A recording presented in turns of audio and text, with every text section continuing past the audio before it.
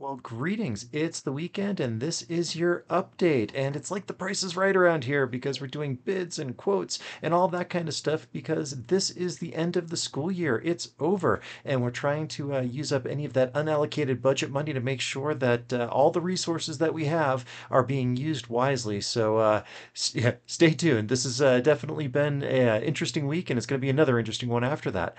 This week, out on the view from the road, I encountered something really, really cool. There was a older instrument that was donated to a school. It happens to be a trumpet, which is an area of my expertise, and I was able to tell the teacher all kinds of stuff about it, and it's definitely worth fixing. And strangely enough, I think the mouthpiece might actually be worth more than the instrument, and that is not disparaging the instrument. It's just a highly sought after collectible mouthpiece. But there's a reason that I was talking about all of that stuff because it's all about trusting experts. Check out the clip from that video and you'll see what I'm talking about. We know all that stuff, and we know it so you don't have to. And if we can help assess something like that, you've got an old instrument that's been sitting around for a long time. It doesn't matter, not just band instruments, certainly not just trumpets. We know string instruments, bows, things like that as well. We've got the experts on staff who can help figure out if something is viable. Like this trumpet is going to be a very viable player for a kid, and they should be super excited to play it. And or if it's something that is better left undone. So we are thrilled to be those experts, and if you've got stuff that you've got questions about, we probably know something about it, so please seek us out, let us know.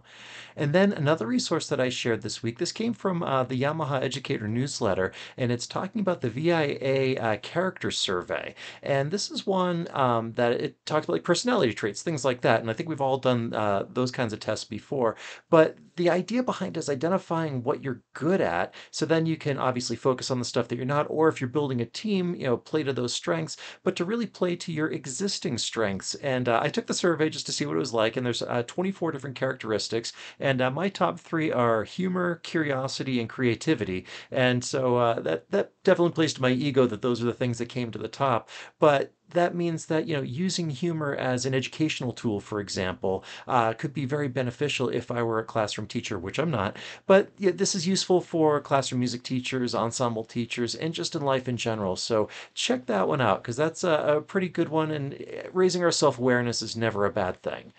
Then over on the drums west side of things, Peter a few months ago did a video on left foot hi-hat technique for just varying rhythms and increasing coordination and interest and all that kind of stuff. And I thought that was really good content to make a short. So if you missed the long one, here is the short that came out of that video. Hi-hat left foot variations. Right hand playing eighth notes on the ride cymbal. Left foot also playing eighth notes. I'll add some 16ths in the bass drum. So now I'm going to keep this eighth notes. I'm going to switch this to quarter notes.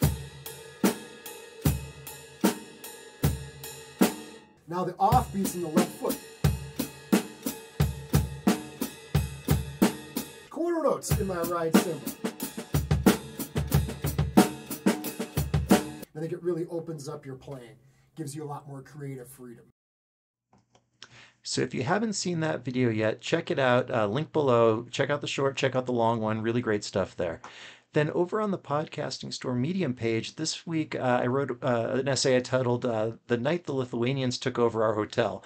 And this was a trip that I took to Tartu in Estonia, which is the second largest city and really the cultural capital of Estonia. And expecting a quiet evening in at the hotel, flipped on the TV, and something I hadn't seen before was on. It was the Eurovision Song Contest.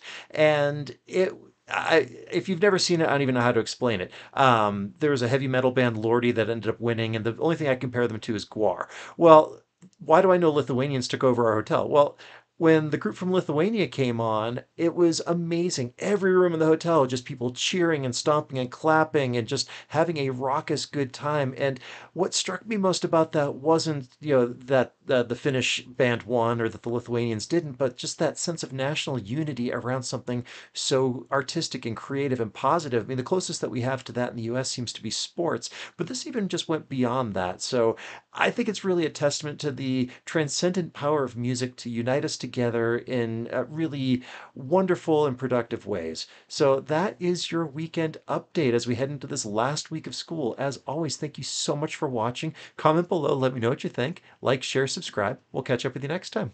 If you enjoyed the Weekend Update, do me a favor and follow us on social media, subscribe to our YouTube channels, or visit our websites. This is Drew with Boomer Music Company and thepodcastingstore.com. Thanks for listening.